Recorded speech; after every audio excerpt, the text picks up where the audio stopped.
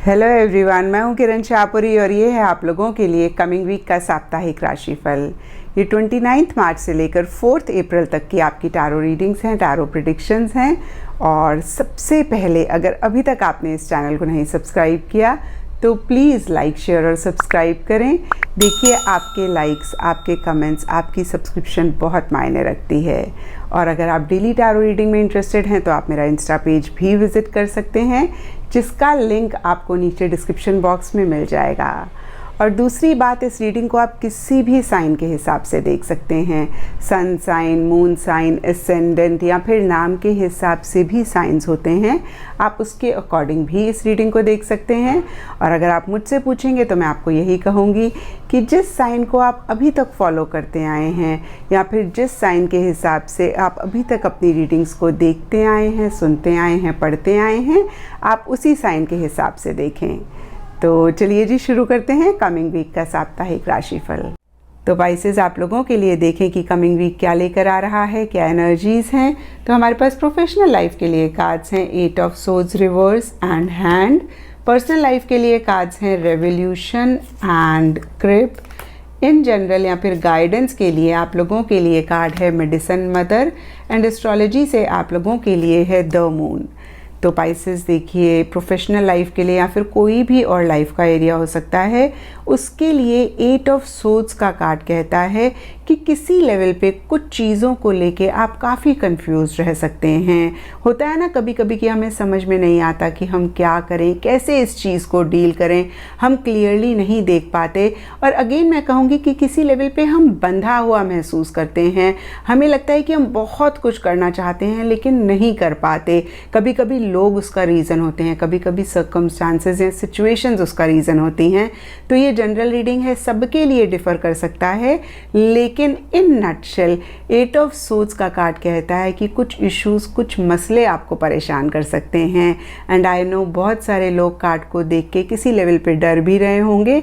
तो देखिए, ये वीकली रीडिंग है तो बहुत कोई बड़े मसले मुझे नहीं दिख रहे हैं।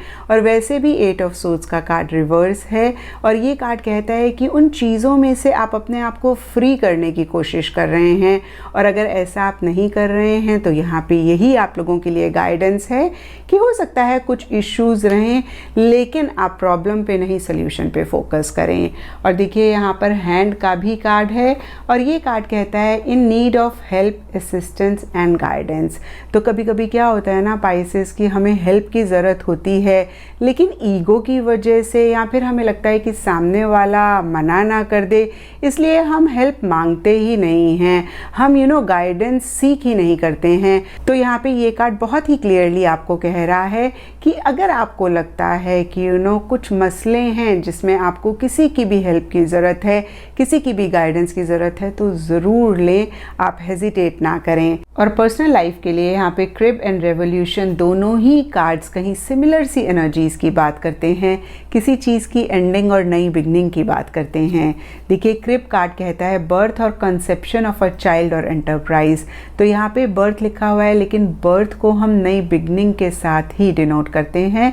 तो अगेन कहूँगी कि कोई नई बिगनिंग आपकी लाइफ में हो सकती है, सबके लिए डिफ़र कर सकता है। कुछ लोगों के लिए लिटरली चाइल्ड बर्थ हो सकती है और कुछ लोगों के लिए कोई भी और चीज़ हो सकती है, टैंजिबल, इनटैंजिबल, जो नई आपकी लाइफ में आ रही है या फिर नई बिगनिंग हो रही है। और देखिए, रेवोल्यूशन का कार्ड कहता है पीछे किसी भी चीज़ को लेके आप किसी भी लेवल पे सफोकेटेड महसूस कर रहे थे, आपको घुटन हो रही थी। और देखिए, अगेन यहाँ पे सबके लिए डिफरेंट चीज़ें हो सकती हैं। कुछ लोगों के लिए हो सकता है कि किसी के लिए आप बहुत गुस्सा महसूस कर रहे थे, कुछ लोगों के लिए लव हो सकता है, कुछ लोगों के लिए कोई भी और इमोशन हो सकती है, फीलिंग हो सकती है, जिसको किसी लेवल पे आप सप्रेस कर रहे थे, वो कहीं इस वीक आपकी वेंट आउट हो सकती है। और बहुत ज़्यादा हो सकता है कि सडन ये वेंट आउट हो, जहाँ पे आप पाइसेस थोड़े से एग्रेसिव भी हो सकते हैं, आपके वर्ड्स और टोन भी थोड़े से गलत रह सकते हैं। तो इस चीज़ को ज़रूर आप चेक करके अवॉइड करें। और देखिए, कहीं रेवोल्यूशन अगेन एक एंडिंग और नई बिगनिंग की बात करता है। ये कार्ड ये भी कहता है कि अगर आप किसी भी तरीके की नई बिगनिंग अपनी लाइफ में चाहते हैं तो बहुत इंपॉर्टेंट है कि कुछ चीज़ों को आप एंड करें, कुछ चीज़ों को आप लेट गो करें।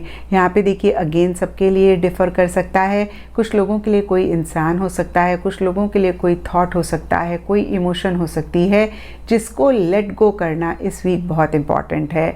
हो सकता है बहुत सारे पाइसेस ऐसी एनर्जीज़ में हों, जो नहीं हैं उनके लिए यहाँ पे गाइडेंस है कि ऐसी एनर्जीज़ में आप रहें अगर आप ग्रोथ और प्रोग्रेस अपनी लाइफ में चाहते हैं।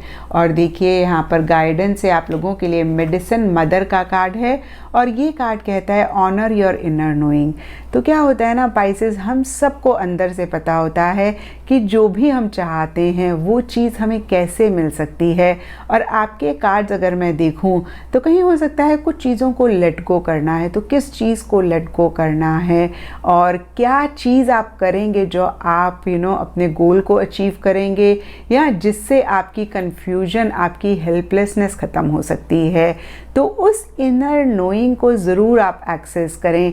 इन अनदर वर्ड्स, जो भी आपकी इंट्यूशन कहती है, जो भी आपकी गट फीलिंग कहती है, इस वीक आप उसको ना इग्नोर करें, उसको ज़रूर फॉलो करें। एंड एस्ट्रोलॉजी से आप लोगों के लिए द मून का कार्ड है और इसके हिसाब से वाइट कलर आप लोगों के लिए लकी रह सकता है और जो दिन सिग्निफिकेंट रहेगा वो है मंडे। तो ये था पाइसेस आप लोगों के लिए कमिंग वीक का साप्ताहिक राशिफल। और नीचे मुझे कमेंट सेक्शन पे ज़रूर बताएं कि ये कितना आपके साथ रेजोनेट किया, कितना आप कनेक्ट कर पाए।